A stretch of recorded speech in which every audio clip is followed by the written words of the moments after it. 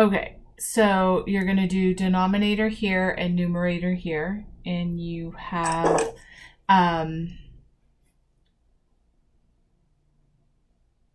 40 is our denominator and 21 is our numerator. So 40 goes in how many times? It doesn't, so I add a 0 and I put my decimal right here. 40 times what is 210 or close to that? 40 times 5 is 200. And then you subtract. 210 minus 200 is 10. And you can keep adding zeros and bringing them down until you're left with a number that makes sense. 40 goes into 100 how many times? 2. 2 times 40 is 80. 100 minus 80 is 20. Add another 0. How many times does 40 go into 200? 5. And we have a remainder of 0. So it's easier to teach this with just a regular old number, so I'll show you how to do it. 5 goes into 1995. Okay, so it's dad, mom, sister, brother, dog. Those are the steps. This is division, multiplication, subtraction, and bring down. So the first thing you do is, how many times does 5 go into 1? It doesn't. So you go to the next number. How many times does 5 go into 19?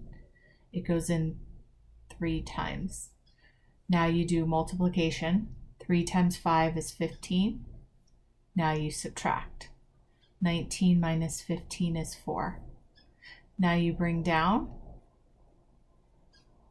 9 goes into 49, so now we're at this step again. You keep repeating this step until you run out of numbers. 5 goes into 49 9 times. Now you multiply. 9 times 5 is 45. Now you subtract. Then you bring down for your last step. And it's 45. Now you go back up. 5 goes into 45 9 times. Now you multiply. 9 times 5 is 45. Now you subtract. There's nothing left to bring down because we already brought everything down. So the answer is 399. Another way you can do it, it's easier. And because you're really good at math, you can understand it. So you can choose which way you would like to do it. This is called short division. The other one was called long division. So you do 5 goes into 1 0 times, 5 goes into 19 3 times. What's left over is 15. So you're going to put 19 minus 15 is 4. So now the next number is 5 goes into 49. How many times? 9. What's left over? 4. 5 goes into 45. How many times? 9. Either way is fine. This way. Okay, but I have a question before you end the video because I want to look at this later.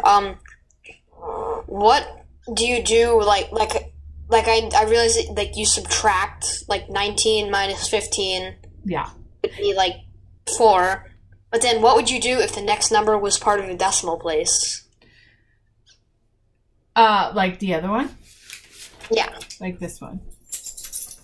Yeah.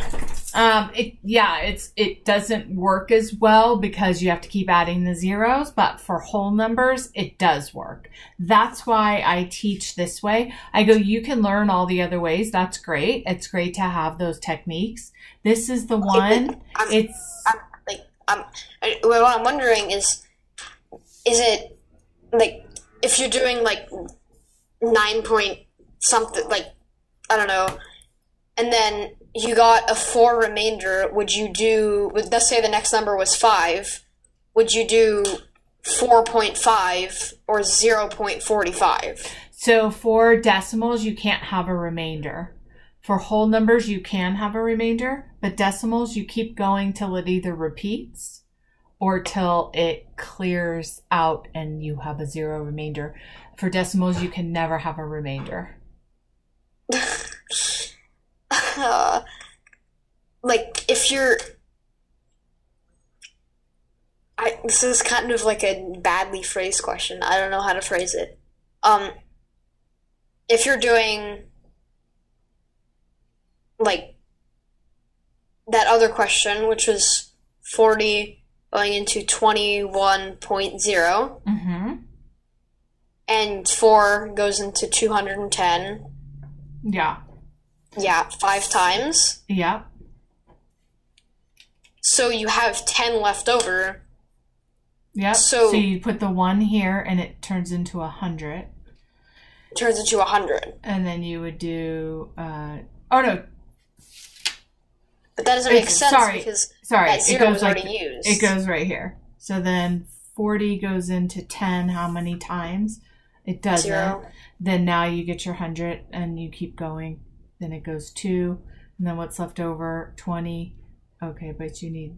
So it does, but I wouldn't do it that way because it just gets confusing, which is why the old school way is the way to do it. It works no matter what. It's the way that my generation learned, and there's not one 51-year-old that doesn't know how to do this. We all, 100% of us learned it because it works. The other way is great when you're not understanding what division means, but this is the tried and true way. Like, you just know how to do it for the rest of your life. You just have to learn it. But yeah, this is what I recommend to everybody. I go, you can learn those other ways, but you have to become proficient in this and understand what it means. That's my theory. Because it just works for everything. Do you want me to try another one with a remainder?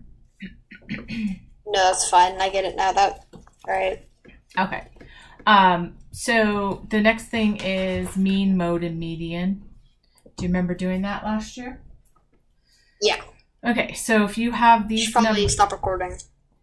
Oh, yeah. So if you have these numbers, I want you to find the mean.